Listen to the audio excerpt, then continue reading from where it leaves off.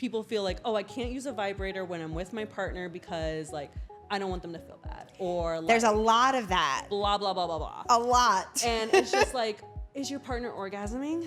Right. Yes. So like that means you also get to orgasm. Yeah. Because it's not just like a one person gets to do it all. I agree. Like it should be that we're both having a good experience and we're both getting that little zing at the end. Yeah. Where it's just like a little cherry on top Right. of the dessert. And it's just, women need to know that orgasms are normal for us to have.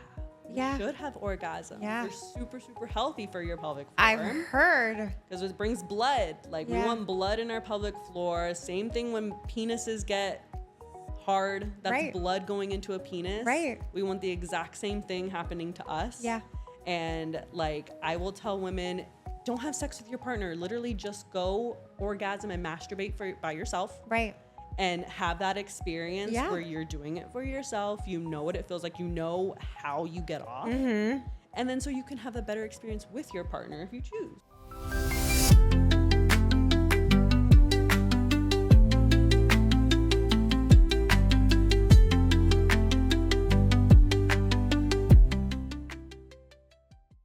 Hello and welcome to another episode of the Seasons Podcast. I am Daniela Climaco, mom, wife, entrepreneur, and your Seasons Podcast host.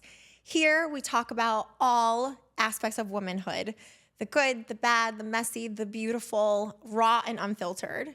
And I'm so excited. Today I have Dr. Marissa Tresgallos on with me. Hello. She is actually my personal pelvic floor therapist and has helped me pre-birth, post-birth. We still work together, and her knowledge is unreal, changed my life, post-kids, with marriage, with everything. We'll go into it, and I cannot wait to get started. Hello, Marissa. Hello. Thank you so much for having me. Thank you so much for being on.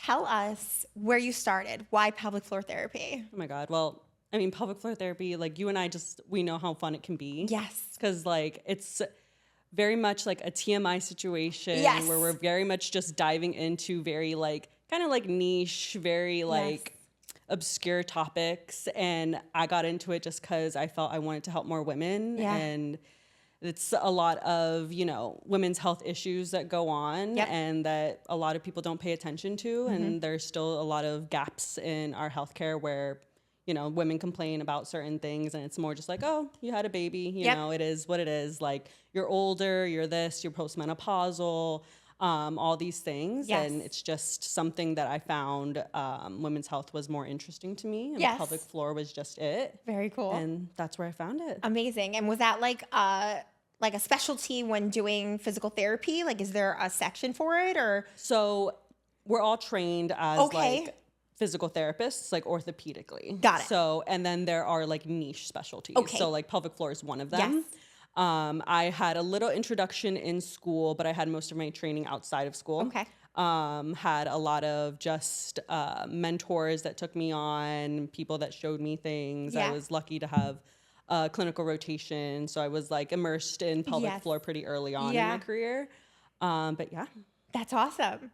And then, so, I mean, let's dive right in. So I guess the biggest thing that comes up for me is I didn't even know what pelvic floor therapy was until, you know, but maybe my guests don't know. I was in an accident, a car accident, when I was 19 weeks pregnant with my second son, Oliver. And I went to a chiropractor because I was feeling a little bit of pain in my lower back. Thank God everything was fine. But because of her, she sent me to a masseuse, just a prenatal masseuse. And then the prenatal masseuse said I should go for pelvic floor therapy. And I was like, what is that? So tell us, you know, starting with it, like, what are the benefits, not only like post-accident, but like, what do you do for women that are pregnant? Do you help like prepare the body? Is that like a thing they should come? When should someone find you? Whenever they're experiencing something that's out of the normal. Okay. So, which means, oh, you started to pee your pants. That's not normal. Okay. Oh, your back is starting to hurt. Yep. that's not normal. Yep. So I've seen a lot of women, I've seen women as early as like in their first trimesters that kind of just come in with fatigue, deconditioning, want to kind of learn how to take care of their bodies as it progresses through pregnancy. Yep. And then I'll see women who come in maybe like towards the end that are more like round ligament pain, other issues, what is birth prep. So that's when you get that really intense kind of like abdominal pain, lower abdominal, when you're kind of going to stand up, twisting in bed, rolling in bed, and it just kind of catches you. A lot of my moms are kind of just like, whoa, didn't know what that was. And I'm just kind of like, was it like in your lower abdominal? Was it when you were moving? They're like, yep. And it took me out. And I was like, that's a part of what we work with. Amazing. So like, pregnancy itself is a little bit more interesting from the pelvic health perspective because we are also like working with the uterus itself. Right. So, you and I didn't work together while you were pregnant, but we would work a lot on mobilizing the uterus so that baby is positioning well, that it is able to kind of flip, go head down, develop the way they should. And overall, that's comfort for mom too. Yes. So like if baby's up in your rib, you're not going to have the best time. I remember that. Yes. Yeah. So you do like the rib cage mobilizations. We're teaching you how to breathe. We're teaching you how to move. And then the posture on top of that too is like super important. Like, you probably felt it. Yeah. You just get more and more back. Your belly gets bigger and you just start to hold yourself all funky. And the waddle is not supposed to waddle, right? I was told that. If you didn't know, the waddle is not supposed to waddle. You're not supposed to waddle. That's kind of a little indicator that we've got a little instability in the pelvis going on. Yes. And then that can, I don't know how it was for you, but I'm sure you felt the back pain, pubic pain. Like, so what happened towards the end, so it was great because, I had a lot of back pain. So in turn, it helped me with everything because I had the rib readjustment, like you said, the shoulders. Apparently, the pelvic floor is in your shoulders. Like, this is all connected, right? Everything's connected. So your pelvic floor is not in your shoulders. Oh, okay. We want to think. I remember something about it being in your shoulders with your ribs and breathing. Okay. So let's dive it down. Let's do it, please. Pelvic Give floor us your knowledge. Is the base of like your body. Got so it. think like from tailbone all the way up to pubic bone. Okay. And it's like a hammock of muscles. Yes. So it's kind of like that's where like bladder is sitting, uterus is sitting, like all your organs are kind of just like, hey, hanging out right there. And the pelvic floor is like, I'll support you. Okay. And just kind of be there. Yes. But when you're talking about more like, the neck, the ribs, like we're talking like the diaphragm as well. Right. So like how they're kind of related to the pelvic floor. I remember being told my breathing and my shoulders and my jaw and like let it all go, and that would help with delivery. I did not think I would be teaching people how to breathe. Yes. Because that's like it's a huge thing. I was just like, even when I was learning it myself, I was like, I don't think I breathe right. Yeah. Because, a lot of us are very stressed. Yeah. We hold a lot of like tension in our necks and like upper body. Right. And then that's going to kind of affect where our breath goes to. And then that kind of doesn't help with our abdominal expansion, doesn't help with our pressure. So it's kind of like, stop breathing so much into your chest and just like belly breathe. No, it's so hard. And kind of just like get into like meditation and yogas. And I remember that helped so much with working out because I was still active while pregnant. And I remember, and you can correct me, but like the zipper, zip it up. And like, are we supposed to breathe up in? You tell us. I always get it wrong still to this day. So when you're breathing in, everything is expected to expand. Right. So we're talking chest, belly, pelvic floor. Yes. So when we're breathing in, that's when we want our pelvic floor to move down. Okay. And then on our exhale is where we can kind of do that little zipper squeeze lift up. Right. Using your exhale. Yes. So that's kind of like that helped me so much to kind of connect a little bit. Because I remember my core being weak, so then my back hurt every time I was doing like squats or whatever. Yeah. And the pelvic floor therapy like helped so much. I had sciatica towards the end, and there was one day I was immobile and I can't remember who I was with at the time, but I remember calling them like, I can't move. My right side is broken. Yeah. And we did like, I think all these stretches and massages, and it was incredible. But like now I tell other women who are pregnant, when they give me those symptoms, I'm like, are you working with someone? But they still don't know what that is. Yeah. Why is that?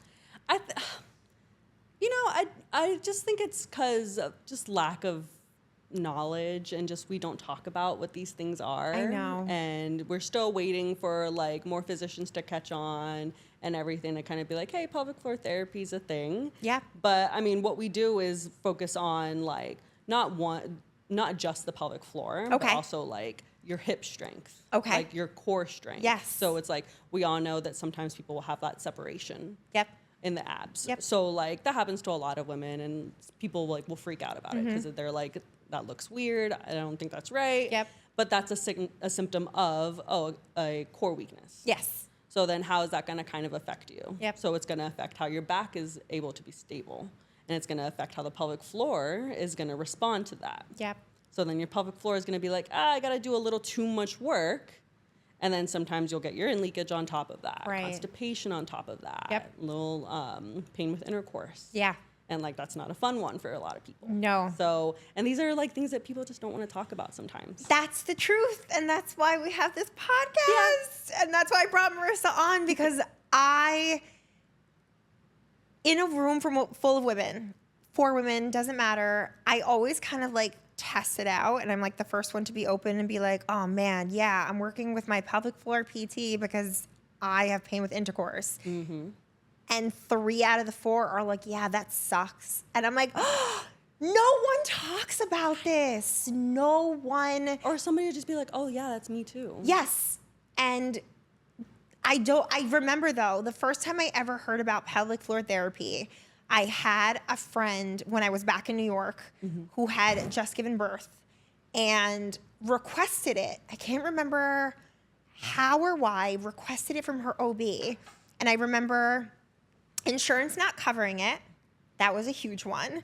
And her OB said, you don't need it. And that was the first time I was introduced to it. And I was also like, what is that? And she explained to me the urination, incontinence. And I think she was like in a lot of pain. And it was just like, it's kind of, that same thing. Like, oh, you have a baby, 6 weeks later, cool, you're better, go back to work. Or just wait till you have your baby, you'll be better. Yes, yes. So how do you prepare? Like, what is it like? How do you, for like a mom who's momming at the moment, what should they do? And like, if they find you, what are things you would work on? So what would they do prior to having to reach out to me?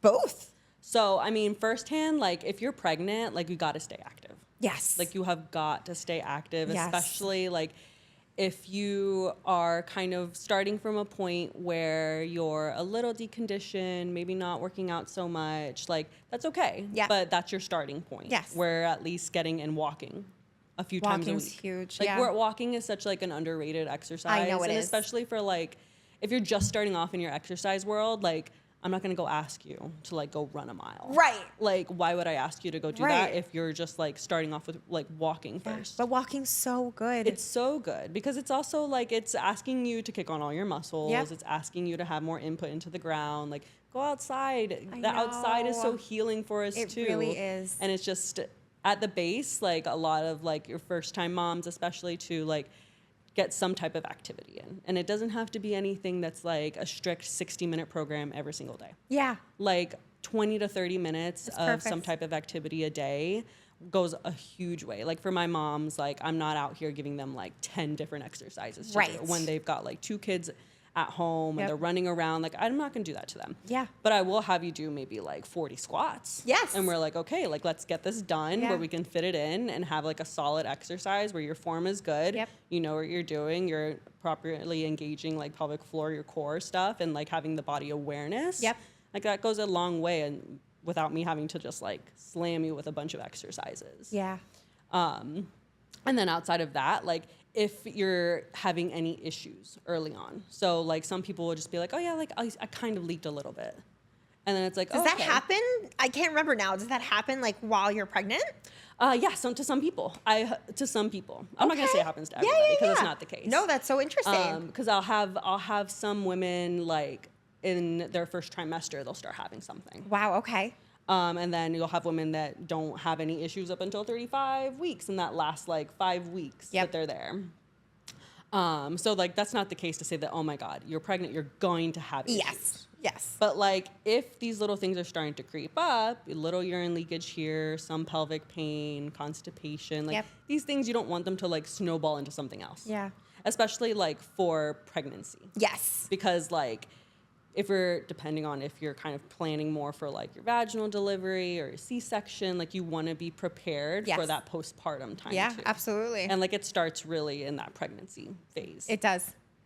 And so what body adjustments do you do? Like how do you help women? Because that was something that was big for me. God, it's like I felt like a puppy. Like the rubbing of the belly was incredible. I remember like just the massage and the like readjustment, and like if you haven't done it and you're pregnant, I highly, highly recommend it. I mean, honestly, like a blessing in disguise from like an unfortunate event, but like I remember thinking to myself, like I didn't get any of that treatment with Luke. And I wonder, honestly, because my birth with him was like really traumatic, ended up having an episiotomy, and like I don't know if it's related, but like I wonder if it would have been different. Because with Oliver, like the kid fell out of me. It was great. It was phenomenal. I just remember like it was great. It was great. I was so ready, and it was just night and day. The experience was night and day. And like, what does that look like? What are you massaging? What are you looking for? What does that do? So we're looking at like alignment. Okay. Right? So the massage that we do is more like a fascial release. Because like when our body is changing, like when we think about a 9-month period, we think that that's long. Yeah. But when your body feels like forever. It feels like forever, right? But it's a big change for your body to do so quickly. Yeah, good point. Because 9 months, yeah, sure, it sounds like a long time to be pregnant. Right. But it's a short amount of time that your body's like, oh, I'm expanding and I'm moving. That makes sense. So what comes with that is like a lot of fascial restriction. What is that? So fascia is tissue that lays on top of your muscles. Oh, okay. So it kind of helps reduce friction between the different layers. Okay. So your nerves, your blood vessels, all the things can kind of move independently. Yes. And then sometimes we can have adhesions that form. Yep. So it's when things start to get basically sticky. Okay. So then things aren't moving as well. So when we're talking about for like the pregnant body, we're looking at, let's say, like the rib cage. Yes. If the rib cage is now starting to expand out towards the sides, then that's what the whole mentality is going to be, to pull out. Okay. And then that is going to pull on the abs. Yes. And everything just starts to separate and go out. That makes sense. What we're trying to do with our fascial release and with our exercise, our posture education, is get everything to stay as neutral as it can. Yeah. So that as your body continues to change, it's not going to create other issues. Right. So like if your rib cage is nice and free, you're going to have less rib pain. That makes sense. Your diaphragm is going to be able to move more, which means you'll be able to breathe better. Yeah. So, and I'm sure you felt that when somebody was up in your rib cage and you can't take a breath or you can't eat a full meal. Yeah. And some of it can be because it's restriction. Yeah. So we're on top of like the fascial release, we're teaching like posture education. Okay. So it's like as your body starts to kind of get into these nice little like comfortable pregnancy postures, your belly gets bigger. We're trying to teach you like, hey, don't fall into those. Like stack your body. Yes. Hold yourself like with more like an intention so that you're not kind of letting these like passive issues kind of slide by and get worse. That makes so much sense. Yes, that totally makes sense. Yeah. So it's kind of like we want to kind of help the body accommodate the pregnancy as much as possible. I love that. So it's like we're looking at how your hips are laying. We're looking at your muscle length. We're looking at your strength. Because if it's like you're waddling, right, instance, like that's usually your glutes and your hip stabilizers are not strong enough to be able to keep you from walking so funky. Right. So it's like we're working on building that strength through your hip muscles, which are going to help your pelvic floor muscles. So it's all just like, it's like a whole, it's like I can't just pinpoint one thing that we do because it's just I like know. I'm just like, we're looking at your stress levels, we're looking at your body, we're looking at your diet, we're looking at your exercise. It's true. It's everything. Yeah. And it's like really like encompassing because the new thing, I mean, it's not new. We should have always done this, but it's true that it's new. Like we're moving away from, oh, you're in pain, you know, take something, or oh, relax. You know, maybe it actually is that you need to tone up a little bit or, you know, strengthen and the whole being healthy and being on a diet and a regimen and a walkout, even a walking routine. It's just such a different way to view pregnancy. Like, again, with my first pregnancy, I didn't have that. It was a free-for-all. It was, you know, I honestly don't remember if I worked out as much as I should have. With Oliver, I did. But I just know, like, unfortunately, that's how, like, I packed on all the pounds because, like, I wasn't really active and I was just eating because, like, everyone says, like, oh, yeah, if you have a craving. And but, like, that whole body awareness, like, working with someone and having that check-in is incredible, especially for, like, a first-time mom. Yeah. Yeah. And that's why, like, I love, like, the company that I work for. So, like, I work for Painless Pregnancy in South Florida. And, like, that's what we're trying to do is kind of, like, make it more of we're working with your OB. We're referring you out to Cairo. We've got, like, people to refer you for nutrition. I love that. So it's, like, the whole goal is to kind of have, like, more eyes on a pregnant body than just kind of, like, just your OB. Yeah. Where it's, like, hey, like, maybe you could do this and it will help you make that pregnancy just a little bit easier. Yeah. And anything helps because, like, it's lonely. Being pregnant is lonely.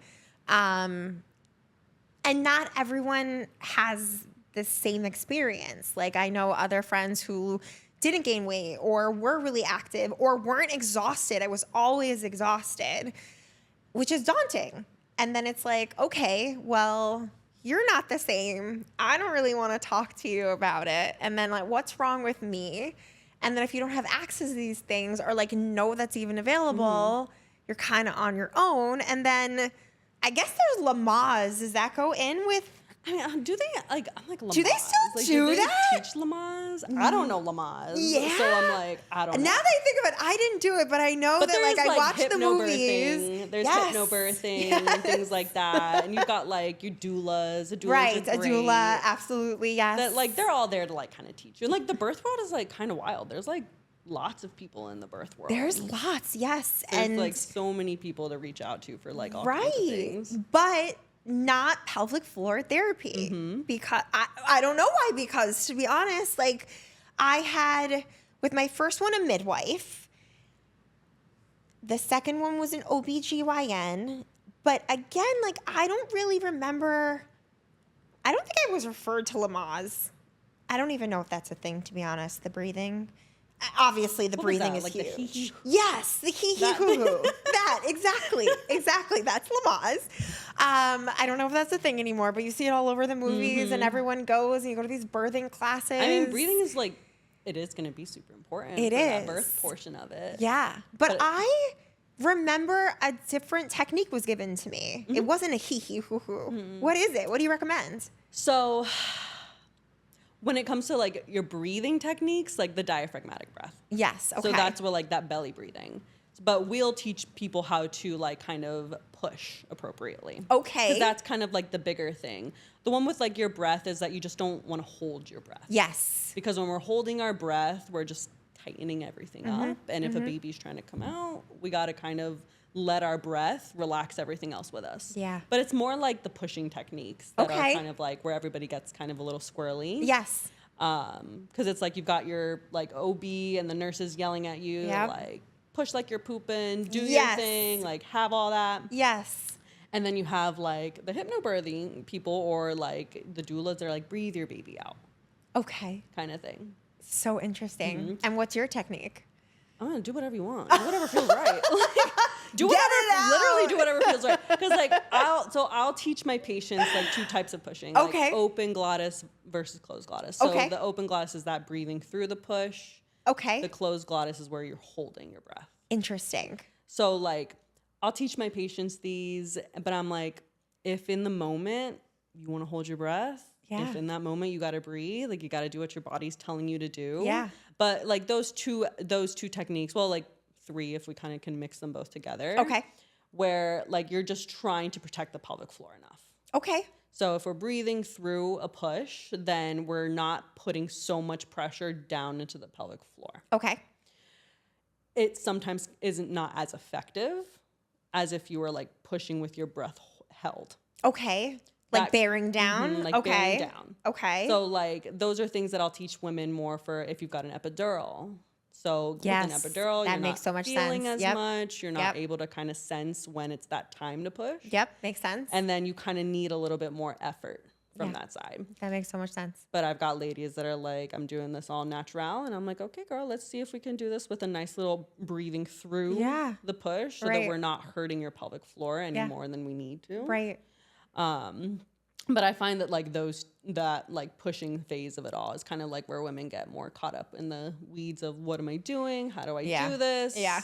But we teach it, we try. I know. And it's more like, I think that's kind of the better part too about working in like pregnancy care. Yeah. Is that I have a lot of first time moms that are looking at me like with big eyes. I like, know. I don't know what I'm doing. Yes. And I don't know what's going on. And I'm like, I will hold your hand and we will do this together. And I will teach you what to do. And you do, Marissa. You're so helpful. You're so kind. You are so knowledgeable. And like, I can't emphasize enough, like pelvic floor therapy before birth was huge. And I was so lucky.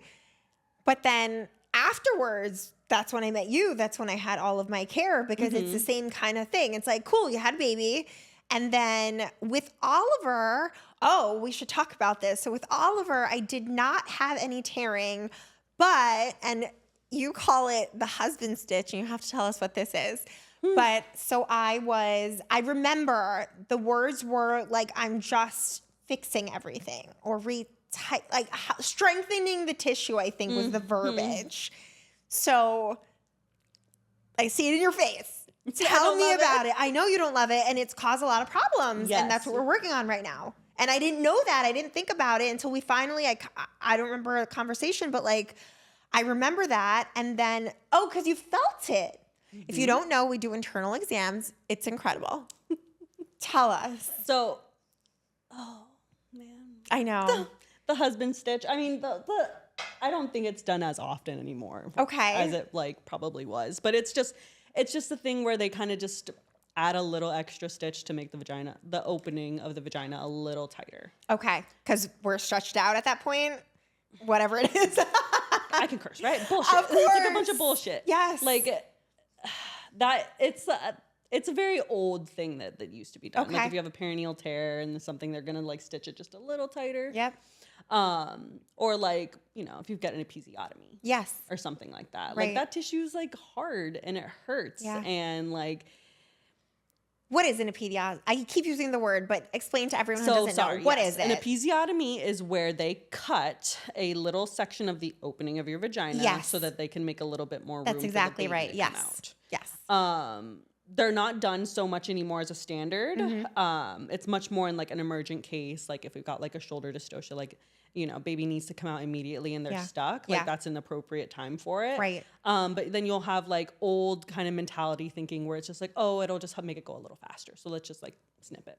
Got it. Like I've had patients that have had that experience where they're just kind of like, the doctor just said it was taking too long. Right. And like I've had multiple instances where that has happened, where I've had to send my patient back and say, they need to fix this. Really? Because it was way too tight and it was creating issues for like intercourse. Oh no. Yeah. And I'm just like, but see, imagine they didn't find you. They didn't know that. They'd forever be like, I'm not working anymore. That was one of like the best experiences for me was when there was a girl who she was just like 2 years postpartum. Wow.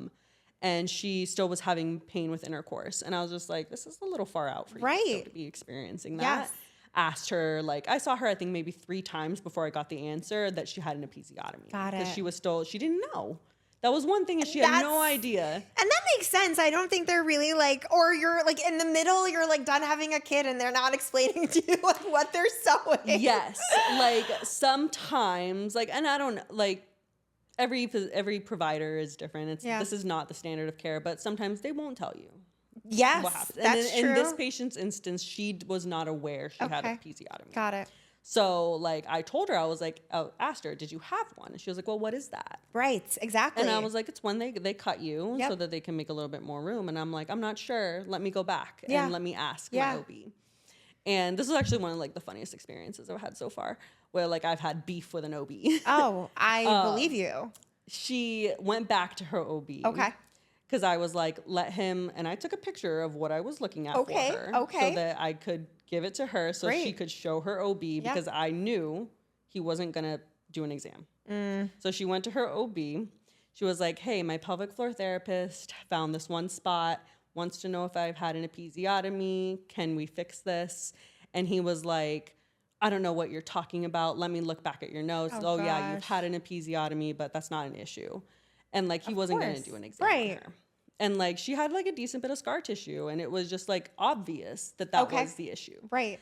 And because I just like had a feeling he wasn't going to look, I had her show him the picture of her vagina and was like, this is not normal. Yeah. Like, have him go look at it and have him fix it. Okay. And she ended up having to get like a little silver nitrate on the area just to kind of burn it so they can like seal it again. Okay. And that fixed her issue. Incredible. No more pain. Incredible. But then what did her OB say? Oy, what did he say? Her OB was like, oh, your pelvic floor therapist was right, but I don't really think you need to go back. Oh, of course. And I was like, damn, man. I was like, we're not to look out, together. Right? Yes. Like, we're supposed to work together. Why? Because he fixed it, right? Now? He fixed it. Duh. Like, I mean, like, we did this together. I know. And like, at the end of the day, the patient is what mattered. 100%. But that's the truth, Marissa. That is the truth. It really is. You don't need that. And it's like, you know, fast forward to postpartum.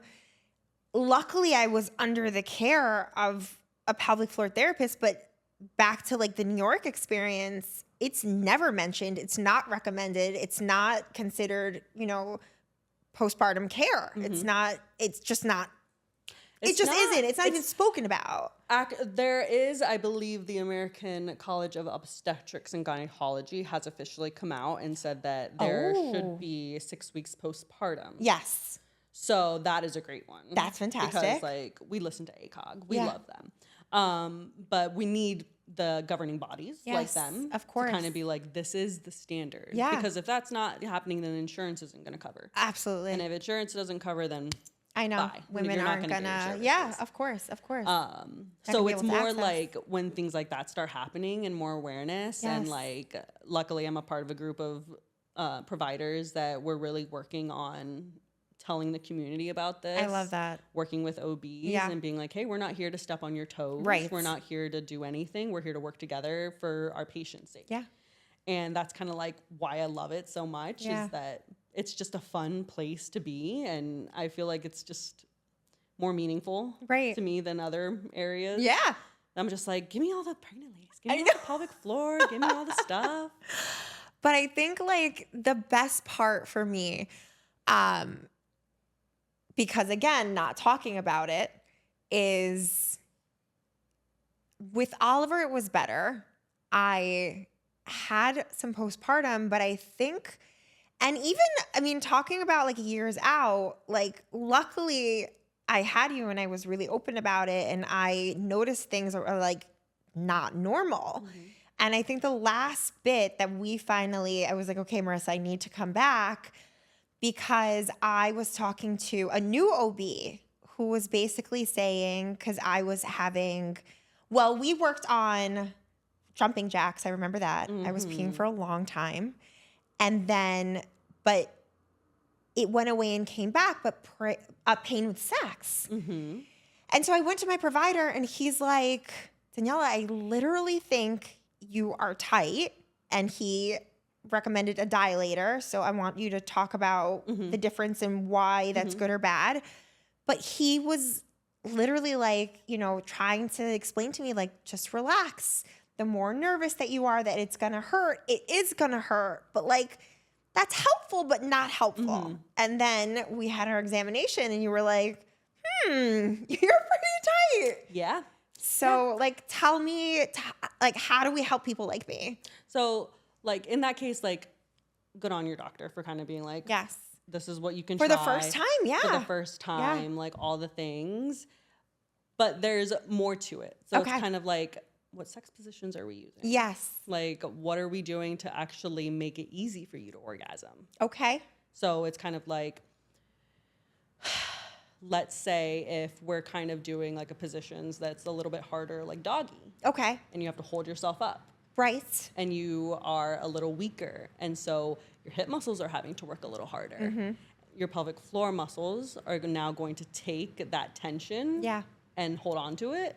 And then when your partner is getting ready to enter, it's going to be a little difficult. Yeah.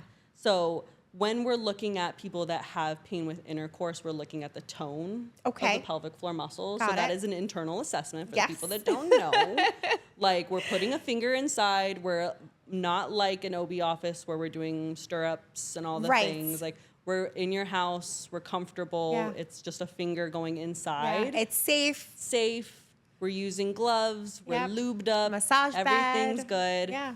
And we're just looking to see, like, what is your pelvic floor doing? Right. So we're looking at how is your Kegel? Yes. Can you Kegel? What is a Kegel? So a Kegel is when you're contracting your pelvic floor. Right. But it's more than just, like, squeezing and that. It's lifting as well.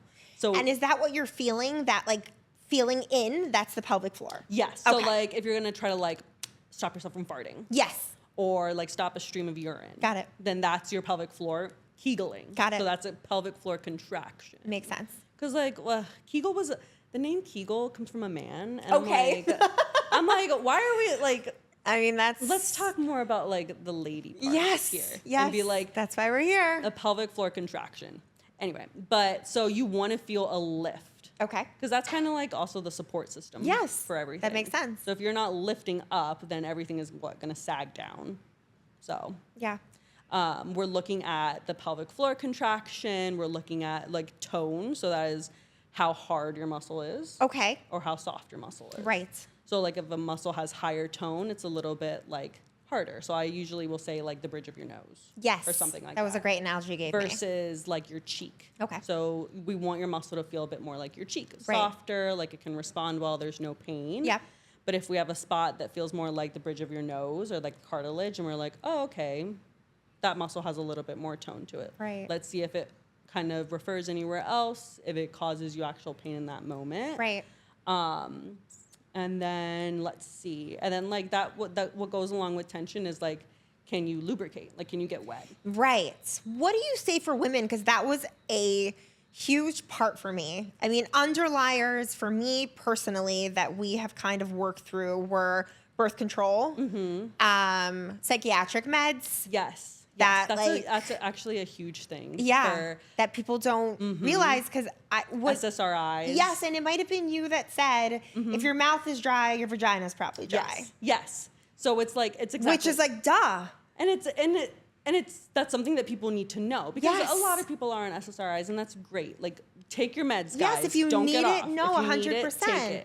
But then we don't talk about the side effects. The side effects, and right. like it's a huge thing because there's so many things you can do. Like you can use lubricants. Right. You can make sure you're doing like I see we got a little pelvic one we'll talk about yes. too, is do some pelvic floor release on your own because if your pelvic floor muscles are too tight too, you're not going to be able to get wet. Right. You're not going to be able to have a good orgasm. Right. So it's like if your muscles are like let's say like not loose but softer, then you can actually use full range of motion. Then you can lubricate well. You can have a good orgasm. Right. So it's kind of like making sure that those muscles are like happy, basically. Yeah. And it's interesting because like again,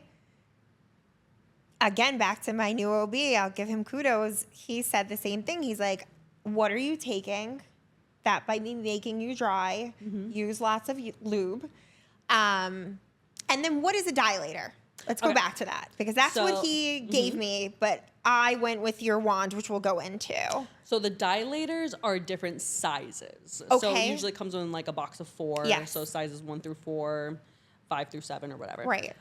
So they're just like different diameters. Okay. So you'll have one that's like kind of like the size of your pinky, and then it kind of goes all the way up to maybe being like a cucumber kind of thickness. Right. I think the whole point is that you're stretching the tissue and getting the tissue slowly used to the stretch. Got it. I will usually use those a lot more for like my vaginismus patients. What's that? My vulvodynia patients. Ooh. So those are pain disorders. Okay, please. In the vagina. So those are typically what people will have a lot of pain with penetration. Yeah. Sometimes wearing tight pants. Okay. Certain types of fabrics around the area can be irritating. Absolutely. So it's not just penetration pain. Yeah. It is more just like a overall irritation. Got it.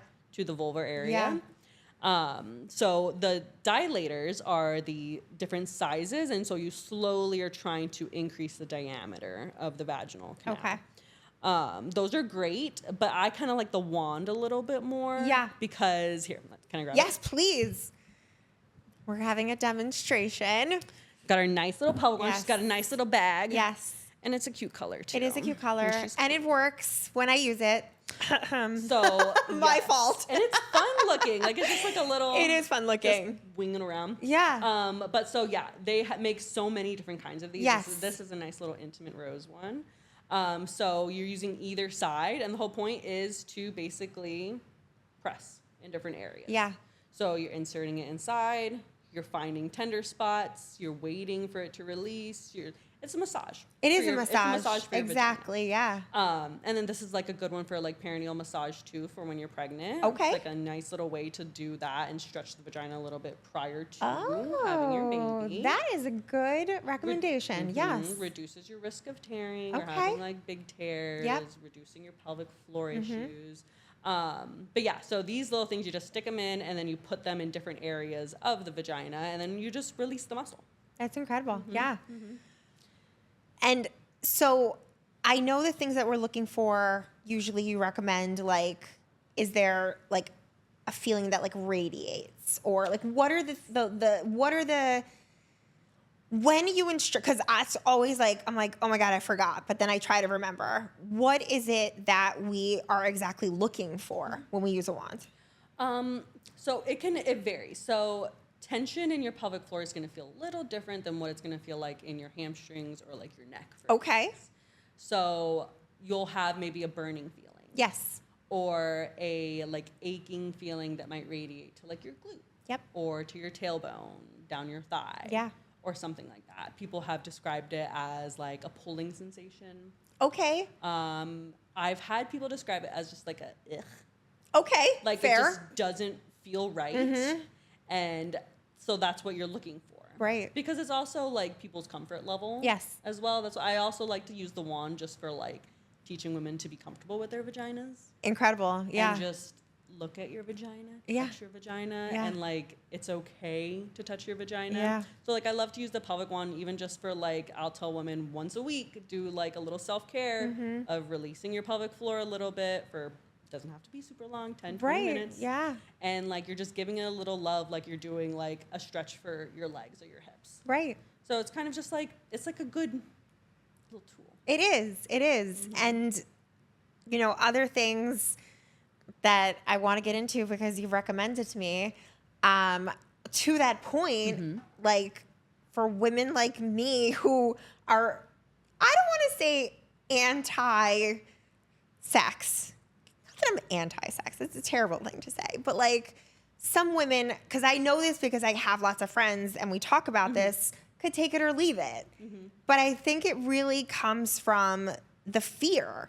And it's not pleasurable. I've had lots of friends use a dilator or like literally just like wouldn't get wet anymore because it was so painful. So they were like, screw it. And that's the truth. And you don't use it, you lose it. Like you're tighter and it sucks.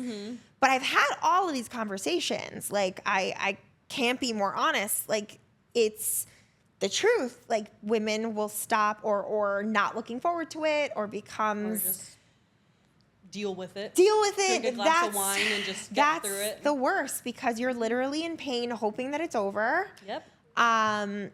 But then that's when all like a yeast infection comes, or that's what that's what I've been told, and it makes so much sense. Like a yeast infection, or I was suffering from BV, and a lot of it is the friction, and then the friction from the underwear. So you change all your underwear and you change everything, but like there is a huge mental component. Yeah. And I love the recommendation you gave me, like make the mood for me. I love when you told Have me fun that. with yourself. Have fun with first. yourself. And I think for a lot of women that's scary. I had an awesome conversation that really shed light on like a lot of women have, either because of religion or shame or whatever it is, don't want to touch themselves, don't own any toys. Or don't know that they can. Don't know that they can. Or that they're allowed to. I love that. Or that they're allowed to. And then what do you do with it? Like, you're like, it's incredible. Again, going back to having someone like you, like I can literally say like, what the hell do I do with this thing? And then, other things. And, you'll ask me like, do you use a vibrator? Do you like a vibrator? It's okay to use one while you're having sex so that the woman can feel pleasure, and therefore the man gets more pleasure, because a lot of women, think of this is my duty and this is what I have to do, but it doesn't feel good. They're not having an orgasm. They don't know how. And it sucks. Women have the exact erectile tissue as men do. Interesting. Their penis. Yes. We've got all the same parts. Okay. It's just formed a little different. Yeah. So like our clitoris is not just this little tiny bulb that people think is just one little button and that's it. You're good. You're golden. Right. Your clitoris is all around, like your labia is. It's a little bit deeper into the vaginal canal. So it's like also women need to be aware that like our tissue is a little different than men, but it doesn't mean that like you got to ignore it. Right. Yes. So it's like, that's why I'm like, yeah, if people feel like, oh, I can't use a vibrator when I'm with my partner because like I don't want them to feel bad, or like, there's a lot of that. Blah, blah, blah, blah, blah. A lot. And it's just like, is your partner orgasming? Right. Yes. So like that means you also get to orgasm. Yeah. Because it's not just like a one person gets to do it all. I agree. Like it should be that we're both having a good experience and we're both getting that little zing at the end. Yeah. Where it's just like a little cherry on top of the dessert. And it's just, women need to know that orgasms are normal for us to have.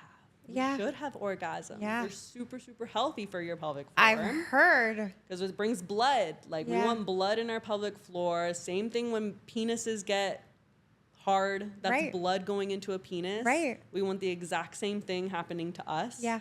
And, like, I will tell women, don't have sex with your partner. Literally just go orgasm and masturbate by yourself. Right.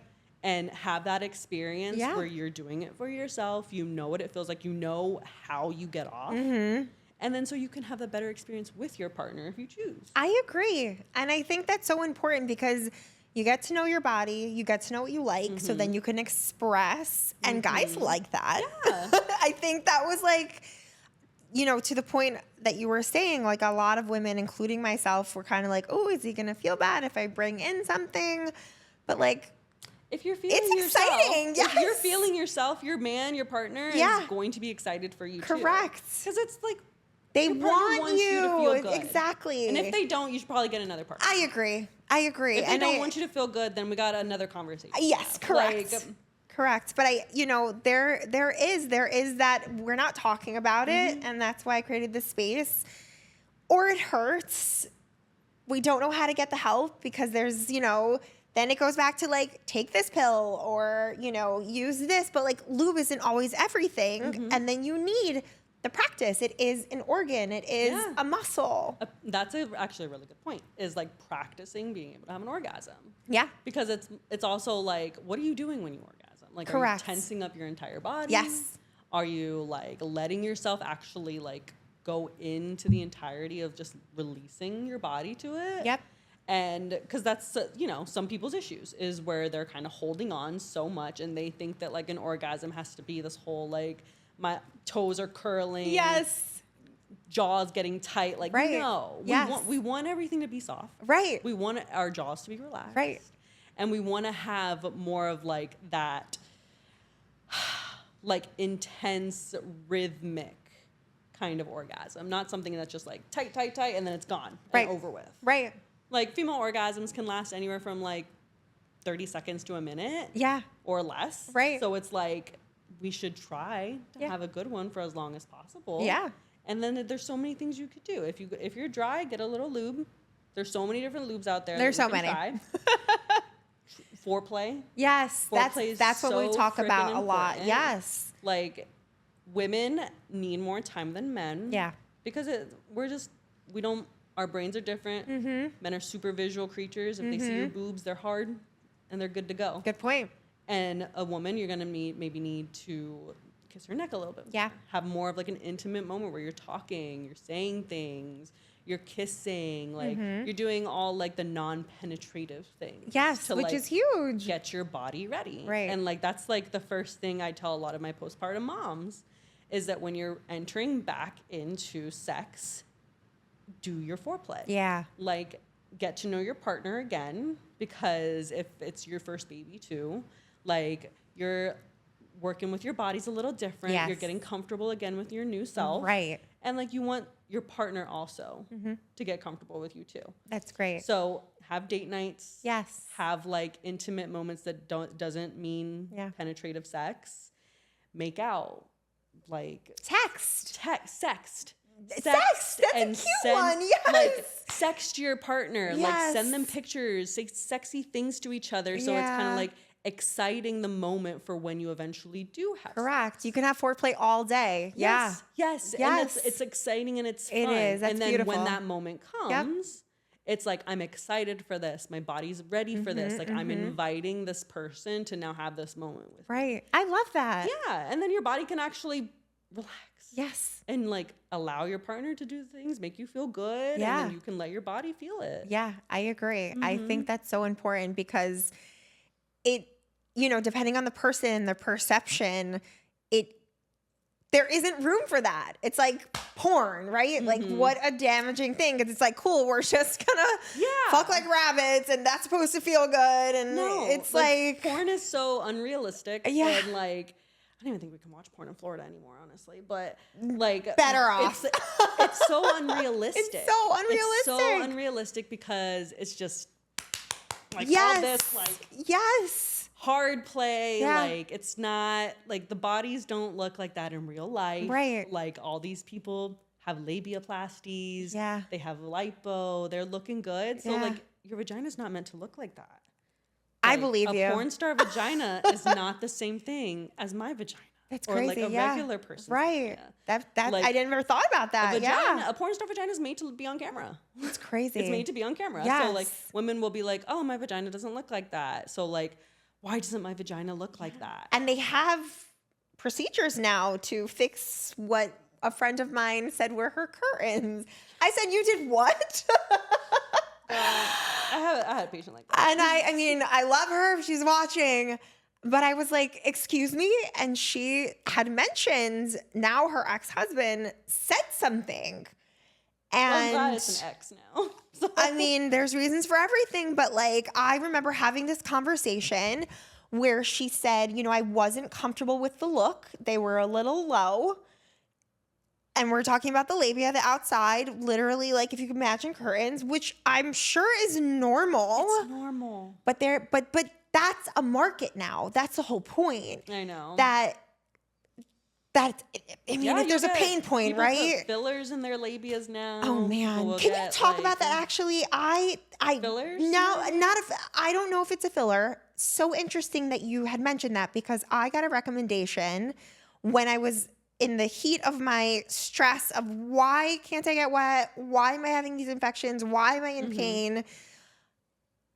I think I got offered an injection in the clitoris to make it more stimulated or something. Does that make sense to you? Does that sound familiar? I think I remember you saying something about that. Perhaps. But it wasn't like a Botox. No, like I don't think it was a sometimes Botox. can Yes. be like sometimes. What does that do? What do you mean? They put Botox? Like you'll have it's not. Some people will have like Botox injections. Interesting. Like, people that have like a lot of like rectal spasms. What does that mean? So like when your butthole has a cramp.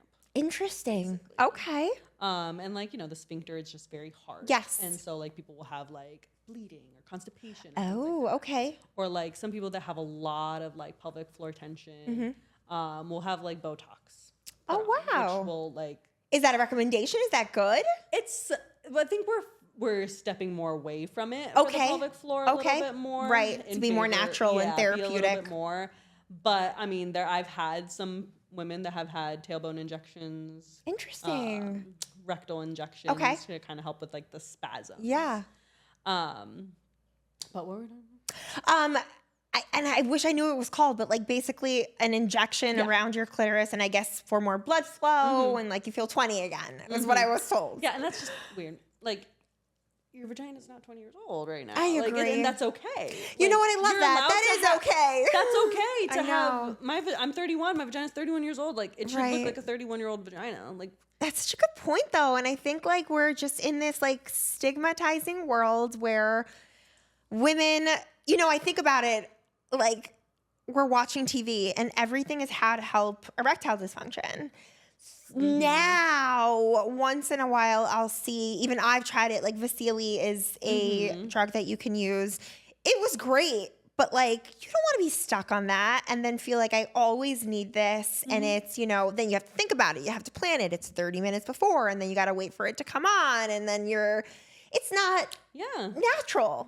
But like, I wasn't practicing. I wasn't, it was more forced, I guess, is a great way to put it out there. Like it was like, oh my God, there's something wrong with me. I'm broken.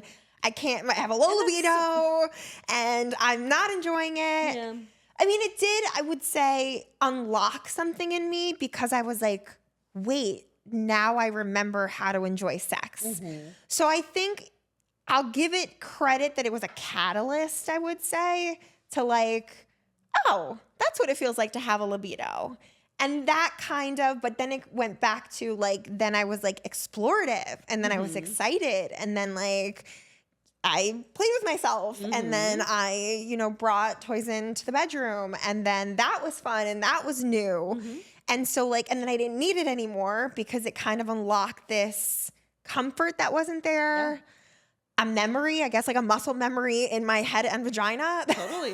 That like... literally that I was like, oh, I can work, this works. And like lube helps. And I think we don't talk about that enough. Yeah, like silicone, water-based, a mixture. Coconut oil. Coconut oil, I've heard. Yeah.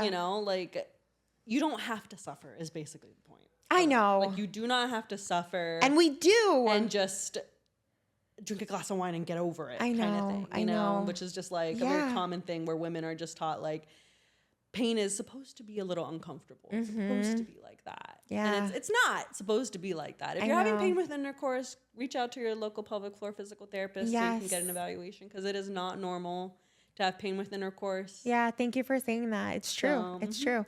And we're going to link all of Marissa's info here. Please reach out. I mean, it is so important because, I can go on and on, but like, it's life-changing. And especially like for a woman who's postpartum, you're not loving your body as much anymore. So there's a lot of insecurity. And then imagine not being able to perform and then you are broken. You think you're broken. You think you're broken. And you're not broken, guys. I know. You're not broken. There's always just like a little tweak to be made, but it can be fixed. It can be worked on. And it's something that you don't have to just silently suffer. Yeah, I love that. And I know to that point, you've told me once, and please share because I think it's so awesome, that you also work with elderly women and elderly couples. Yes. Because when you told me that, I need to share this because that's incredible. And I think to the point of post-menopausal, your body changes again. How do I make it feel good? This position doesn't work for me. Or I've got a new partner now. Or, like women unlock, I see every age healing, growing, wanting to explore, wanting to be interactive again, which is like... Never too old to learn. You're never too old, and I love that. So please tell us a little bit about what it is that you're doing there, because I just love that fun fact. Yes. I have a few patients that are like over 65 years old who are coming with like issues of like prolapse. So I have a few people that are like want to avoid surgeries. Okay. So like what is a prolapse, we ask? It is when a pelvic organ, which can be a bladder, uterus, part of the intestine, comes through the vaginal canal. Oh, interesting. Okay. Mm-hmm. So that is like, obviously we don't want to deal with that. Yeah. So I have a few that we work on getting pessaries placed. So a pessary is a supportive tool that goes inside the vagina. So all right. it provides a little bit more support to your pelvic floor. That's awesome. Which helps a lot of like my older ladies because at that age when you're postmenopausal, you're also obviously not creating enough estrogen. Yep. So your muscles can atrophy, they can get tighter, and then that can cause urinary leakage, prolapse issues, pelvic pain issues. Right. So we are working on also getting more education on vaginal estrogen creams. Yes. For that population as well. Right. And for younger women as well. So topical estrogen creams are just what it is, a cream that goes in and around the vagina to kind of help with the estrogen receptors to be able to latch onto the estrogen, and it helps muscles gain more strength, build bulk, helps you stay lubricated for intercourse as well. Atrophy is dryness. So atrophy is when a muscle gets smaller. Oh. Yes. Interesting.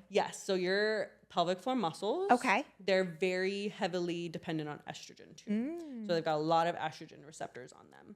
So when you're postmenopausal and you're not creating enough anymore, those muscles will suffer a little bit. Got it. So the atrophy is muscle getting smaller. So then that's where weakness comes into play more too. Yes. So for my older ladies, we're definitely working a lot on muscle strength. I love that. Hip strength. Yeah. That makes sense. Yeah. And then also pelvic floor release too, because some of my ladies are also interested in preserving their sexual function. So I love that. They still want to have sex. Yes. We're still working on positions that they can do. Yes. Learning about foreplay, because my older populations are a little bit more like, they're the ones that are like, sex is like my duty as a wife. Right. Kind of thing. And I think that's honestly kind of what's passed down and kind of put into, young girls and women. And I remember like periods weren't talked about, like it just, we don't talk about the vagina. We don't talk about what's happening. So many. Yeah. We just don't. And like personally, like I come from like a conservative background. Yes. So growing up, I did not have a lot of awareness of like my sexual and reproductive health. Yeah. And I feel like as an adult, it did kind of hurt my ability to find out kind of like what I like. Yes. What's normal. Agreed.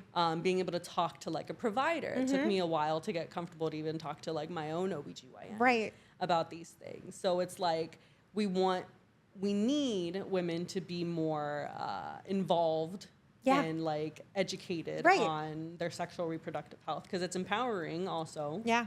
To be able to know and do these things for yourself. Right. And there used to be sex ed in schools, and I think they got rid of that, which I think is a detriment, because it puts a negative, aspect, don't talk about it, save yourself, or, I mean, just, again, back to women and like why this space exists, because we don't talk about it for ourselves and what feels good and what shouldn't hurt and how to orgasm and, where your G-spot is, or do you like, it's okay that you can't come with just penetration. Yeah. I didn't know that. Yes. And like you, again, feel broken. There's different kinds of orgasms, guys. Yeah. Most women don't orgasm with penetration alone. And so people just don't realize and then don't feel normal and something's wrong. And then they do it maybe in private and don't include their partner. And then there's a wall that comes up because that safety and that trust is not really fully built because you're not talking about it. Yeah. And I love that you're here because like we get to talk about it and share with women, it's okay to enjoy it. It's okay. You should not feel pain. Please reach out to a pelvic floor therapist or Marissa, because I can't talk about it enough. I've cried. I've been through it all, and like I call you, and like I love it. I'm so super open, and I'm like, I know, I love you. Keep me on my TMI, toes. I love it. This is happening, and I don't know what to do. And you're always like, I'll fix you. We're gonna fix this. But that's the thing. Like that's why like you can text me, you can call me. And you I can love just it. Be like, hey Marissa, Yeah. I'm going through this. Do you have any advice? Right. Or, like, and you know people because you're in the field and you care, but that support system is new. And like, that's why this is so near and dear to me, because we don't talk about it, and it's not safe, or it's not comfortable, or it's not spoken about. And then we suffer in silence. And I was sick of doing that. And I'm really open, and I'm like, there is something wrong here. Yeah. Like, I am too young to not enjoy this. Like, what am I going to do with the rest of my life? This is terrible. You deserve to enjoy sex. Yeah, you do. You do. And I think that's so empowering. Like, on top of everything, it's so empowering to kind of take it back, and everyone wins. And it's just incredible. Yeah. So, with that incredible episode and your knowledge, please share with the audience anything that you comes to mind, you can think of, a couple of things that they should take home because you're so brilliant. If something is happening, say something. So if you're peeing a little bit, that's not normal. If you can't poop, that's not normal. If you're having pain of any kind, it is not normal. So you do not have to just sit there and be like, what do I do? Call your local pelvic floor therapist, reach out to your OBGYN or a urogynecologist and see if they also know any pelvic floor therapists in the area that can work with you. Staying active, guys. Some level of activity is always, always, always healthy for the pelvic floor, whether it is something basic as walking and your nutrition. So Amazing. Make sure you're eating well enough, that you're fueling your body, you're managing your stress, you're doing all those things, because the pelvic floor responds to a lot of stress, and it responds to what we put in our bodies. So we want to look at a whole body system here. Yeah, that's incredible. Amazing advice. And I agree. I think that's like the inside out. Everyone's been saying the roots. Work on the inside out, the nutrition, the practice. Practice with yourself. I love that. I love that, Marissa. Where can we find you? Are you on social media? You want to drop a website, a phone number? Yes. So actually, I'm a part of a amazing group of providers in South Florida called Painless Pregnancy. We are located in Broward County, Miami, and Tampa area. So you can always hit up Painless Pregnancy and reach out to us through there with any of your issues. The name is Painless Pregnancy, but we see people who are not pregnant. Okay, good to know. Women across the lifespan. Amazing. So if you guys need any help in the South Florida area, we're here. Yes, they're incredible. I will put all of the links below. Please follow us, like, share, subscribe. All of the knowledge here is invaluable. You were amazing. And thank you for doing this with me, because, women don't know. And that's what I want to share. I just want to share the knowledge, help someone who needed help, and you have definitely given us that today. No, and I thank you. And this space is amazing to give women the opportunity to listen and be like, oh, I might be dealing with something like that. Yes. So thank you for creating a space like this for women too. Thank you, and thank you for sharing it with me. me. Yay! And Marissa is part of my journey. She is part of every season, and thank you for being here, and I appreciate you. And thank you all for watching. Stay tuned.